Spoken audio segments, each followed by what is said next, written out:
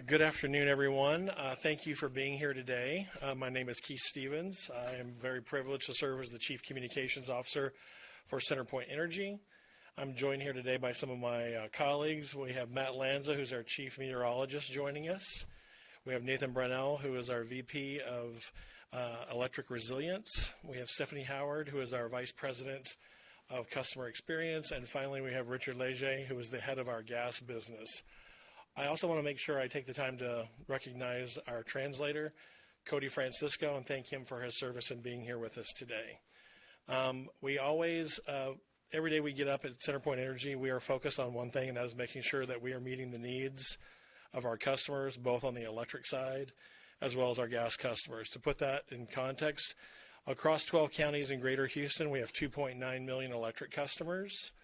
And for our gas footprint, which runs from the Rio Grande Valley all the way up to East Texas and the Piney Woods, we have 1.2 million gas customers. So anything and everything we do every day is focused on making sure we can deliver safe electricity and safe gas to those locations so people can cook their food, warm their houses, take that hot shower, and go on about their business. So we're really focused on that. As we think about this icy system that's coming in, that could impact some of our infrastructure, and we're going to talk a little bit about that. But we want you to know that first and foremost, we are focused on customers and their absolute benefit and what we provide to them. So with that, I'm going to cover a quick safety moment, and that is, you've heard a lot from our local leaders here in the last couple of days, whether it's the state level, the local level, city level, county level. They've implored everyone, and we would echo that, request. Please, please, please stay home this weekend. The opportunity to get out and drive, it's going to be wet on Saturday. Could be some ice on Sunday, likely. Please stay off the roads. Our crews will be out there in case there's any damage. We want them to be safe. We want you to be safe. So please only travel if absolutely necessary. And with that, I'm going to turn it over to Matt, our Chief Meteorologist. All right, good evening, everyone. Thank you, Keith, and thanks for coming out. Obviously, it's been an interesting week from a meteorologist perspective, trying to wrangle this storm and come up with a good forecast to help us optimize our preparation and planning for our customers. So right now, as the day has gone on today, we've been watching new model data come in, and everything's pretty much held steady state. We are still expecting some ice in the Houston area. What we've been communicating internally is around 1/10 of an inch on average with higher amounts. With these types of winter systems, obviously you can get a potpourri of precipitation, which can fall as rain, freezing rain, and sleet, sometimes simultaneously from neighborhood to neighborhood. And so that's kind of what we're trying to focus in on right now. And sort of the message that we've sent is, yes, about 1/10 of an inch of ice from Houston north and west, but there could be some areas that see some sleet. There could be some areas that see maybe up to 2/10 of an inch of ice. And those would be kind of more into the neighborhood level. And so as we go through our planning and preparation, this is kind of what the information that we're trying to provide to everybody on the team to help optimize this everything as we go through the storm. So again, as Keith alluded to, if you can stay off the roads, please do, particularly going into later tomorrow night and Sunday morning when we do expect the ice across parts of the area, again, particularly off to the north and west of Houston, getting up into northwest Harris County, Montgomery County, Waller County. Those areas will be probably the most significantly impacted by the ice on roads, and that will continue into Sunday morning. And then as we get into Sunday afternoon, conditions should begin to clear up. Hopefully we can get temperatures around freezing, maybe a degree or two warmer. That would be great. And we can hopefully melt some of the ice off. However, as you go into Sunday night, just be aware the temperatures are going to drop back well below freezing. That will be our hard freeze Sunday night into Monday morning when we expect temperatures down into the 20s. And some wind gusts, perhaps even up to 30 miles an hour, which will make wind chills down into the teens or even single digits across the area. A few locations could get into the teens for actual temperatures as well on Monday morning. We do expect things to kind of continue to warm up a little bit Monday afternoon, getting up above freezing, and then Tuesday, conditions should even improve a good bit more, getting well above freezing. And again, just kind of, I want to just make sure we're alluding this, and the obvious comparison for most Texans is Winter Storm Uri in 2021. And we continue to expect that temperatures, particularly the duration of the cold, is much, much, much shorter and more in line with some of the other cold events that we've seen over the last couple of years, which are certainly no less impactful. Obviously, you want to make sure you're protecting your plants, pipes, pets, people, but we've gotten through those events fairly durably. So that is kind of what we're hopefully expecting with this one as well. So with more to talk about our preparation, I'm going to turn over to Nathan. Thanks, Matt. I'm Nathan Brownell. I am the Vice President of Resiliency for CenterPoint Energy. So today, just want to talk to you all about our preparations effort for here in Houston for our electric. As we talked about yesterday, we activated our Emergency Operations Center on Tuesday. We've assembled an army of resources of 3,300 folks that are scattered across our footprint, and they're actively working to prepare for this winter event this weekend. And so those resources today, they're out doing extended vegetation trimming. They're continuing to look at our critical infrastructure like substations, poles, other areas to make sure everything's ready to go. Our focus is on the customer. We want to make sure that our system's prepared, we're prepared, and we're going to respond as quickly and safely as possible. One thing I do want to note, yesterday I shared that we had 3 staging sites across our area. We've reduced that to 2, but we haven't reduced any of the folks here. So what we've done is we've shifted those resources from the southern half to the northern half. So as Matt had shared, the damage that we're predicting is starting to shift more to the northern side. And so by moving those resources to the northern half, it's really customer focused. This is going to allow the ability for us to respond quicker and more safely to our customers, more rapid response for our customers. Now, I want to talk about the damage predictive modeling. So using Matt's kind of estimation of the meteorology, we're also looking at historical data. We can start getting an understanding of what type of impact we're going to see from this type of winter event. Based off of our estimates, you're going to see a similar type of event from the 2018 winter storm. And so that's kind of how we're preparing, how we're marching down to be able to respond to. I want our customers feel confident that we are prepared. And so we've got almost 10,000 poles pre-stationed across the Houston footprint, almost 12,000 transformers, and 100,000 splices. So splices, these are the types of devices that are really going to help us connect the wires together. So if you see wires that end up in the ground, these splices help connect them, get the wire back up. And so what could customers expect from sort of damage? Really going to be a result of the icing. So as ice gets onto those trees, and if any vegetation comes down, it may take down those lines. So one thing I want to remind our customers, if they do see a down power line, please let us know. Don't approach it. It could be energized, so it's a risk there. The one thing I want to remind our customers is we're working very diligently. We are prepared. So our customers are at the forefront of everything we're trying to do. If you have an outage, just rest assured we're going to be working 24/7 to get all customers back on as safely and quickly as possible. With that, I want to turn it over to Steffi Howard, our Customer Excellence Officer.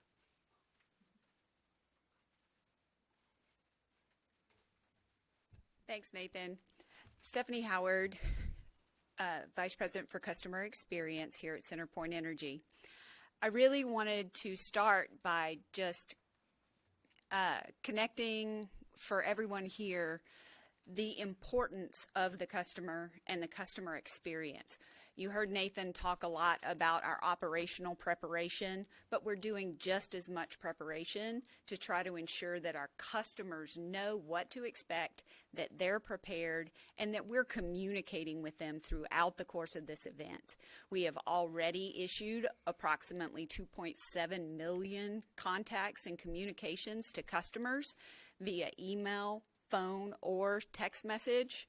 We've also tried to really focus in on our most vulnerable customers by completing over 2,600 phone calls to our critical and chronic care customers who need the most notice. They need to be prepared. They need to understand what resources might be available to them via 211, via Texas Steer, or other types of agencies that might be able to assist them should they encounter an outage or need resources during a cold weather event. We have also more than doubled the contact center staff so that we were prepared to answer calls from customers throughout this event. Our current wait times on our electric queues are currently less than 2 minutes. So we are online, ready to respond and ready to answer should you encounter an outage and need to reach out to us. Also, want to make sure that everyone is aware of our Power Alert service. We want to make sure that you know how you can sign up.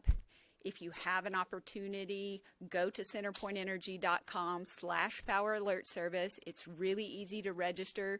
You can sign up to 15 different contacts to make sure that everyone in your household is informed. If you have elderly parents, you have children, you want to understand what's going on at their properties, they can include you as well in their Power Alert Service registration. So let's make sure that everyone stays informed throughout this event.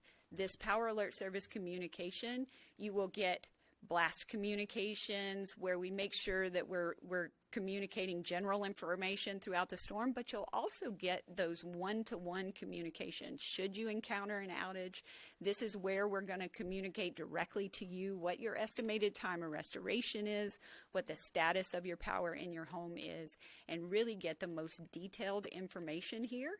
So please be sure that you sign up.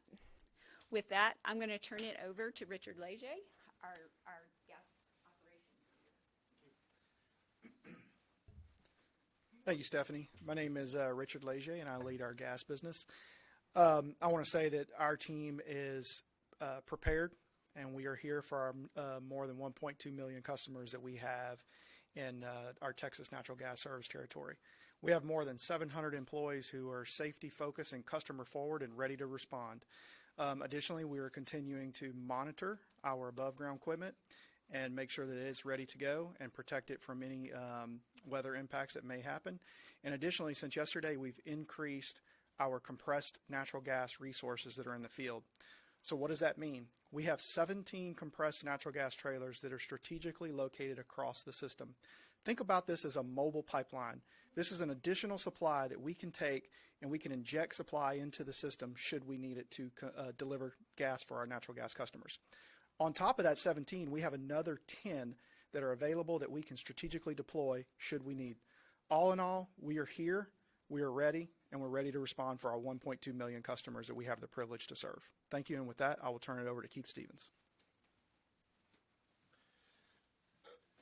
Thank you, Richard, and thanks to the rest of the team for those updates. I just have a couple of final things to cover, and that's, coming out of 2024, we heard the calls loud and clear that you wanted, as our customers and public, to know more from CenterPoint about what's going on in advance of storms, in advance of different types of weather events, what's going on during and then after. We're committed to doing that. Matt noted that he's been tracking this weather for a week. We've been working closely with him. You started seeing communications from us on Tuesday. Yesterday on Thursday, we started our daily operations briefs, which we're at here today, and those will continue on through the duration of however long it takes for us to get all of our customers back. So you can look for us to be issuing news releases. You can find out news through the information to the news media. You can look for us on our own website, our social channels. We're updating several times a day to make sure that you have the latest and greatest from us when it comes to the storm preparations we're making for this storm. And then finally, I would just offer that should there be outages, we know that there's going to be ice, we know there's going to be rain. We know that Houston has one of the densest urban tree canopies in the entire country. There may be trees that come down, there may be limbs that come down. We've had some freezes in the last few years, we've had some drought. All of that stresses out our trees. If you want to find out what's going on at your residence, you can log on to centerpointenergy.com/outage tracker to find out the best and most up-to-date information about your residence or what's going on in your zip code.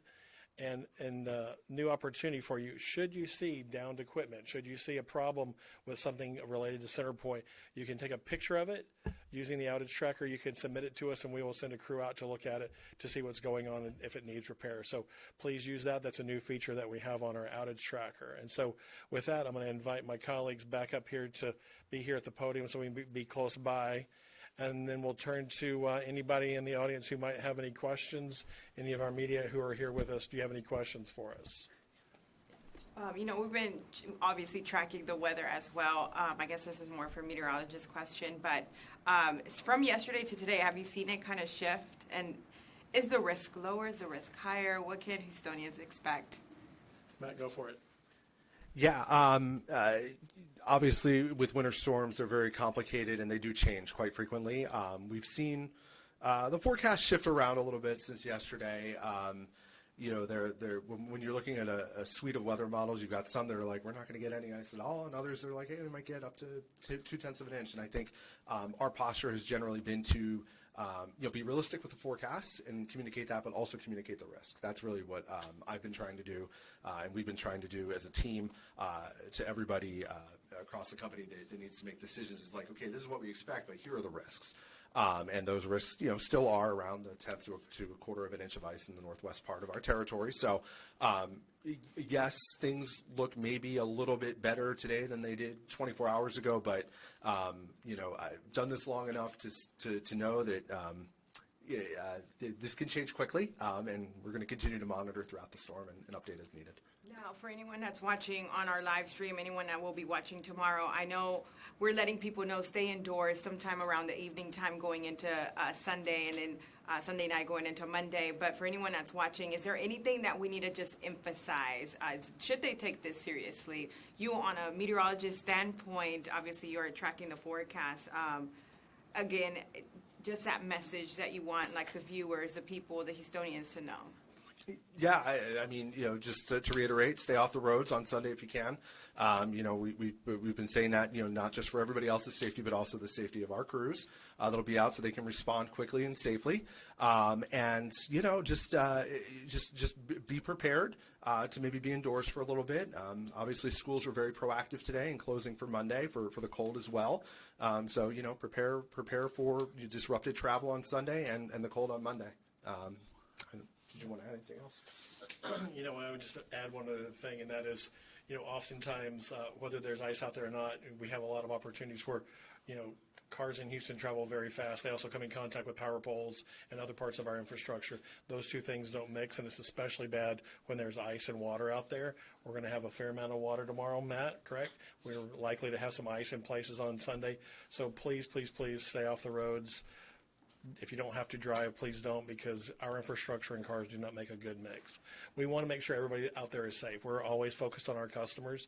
We want them to be safe and warm. Please stay home this weekend, watch some football, enjoy yourself, and let our crews be out there doing the work that they need to do.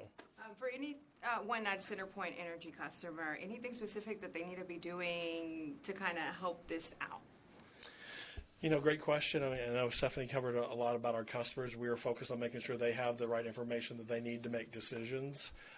Really, it's what you hear from the weather folks and others. It's the 4 Ps. It's people, and that's where we're focused first. Is people, our customers.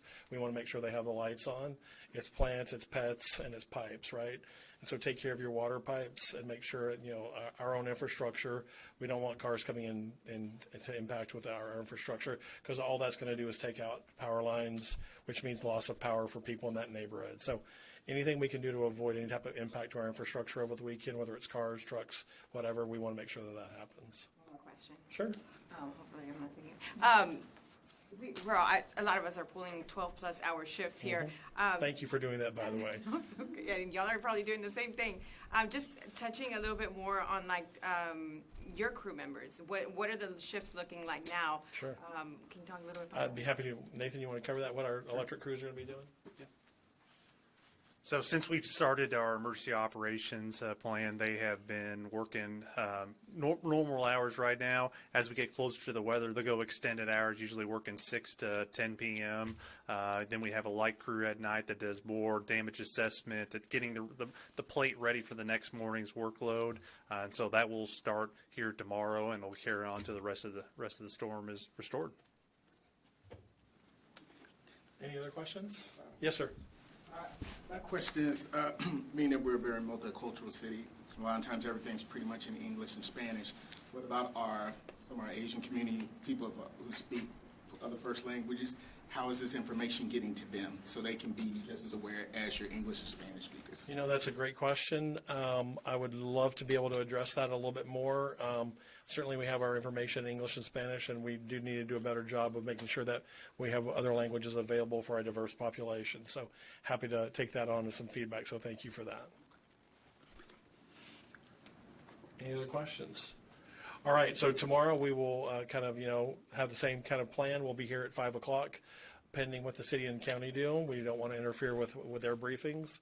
We were actually there. We had our chief operating officer with Mayor Whitmire this afternoon for his briefing. We're there supporting. We're also in our OEMs, or Office of Emergency Management. We have CenterPoint personnel that are co-located with them to make sure that they have the best information, make sure that we're communicating the needs back and forth. So absolutely, we will be here tomorrow at 5 o'clock for the next update. So thank you. Please be safe. I know you all are working long hours too, so make sure you're taking time for yourselves as well. Thank you.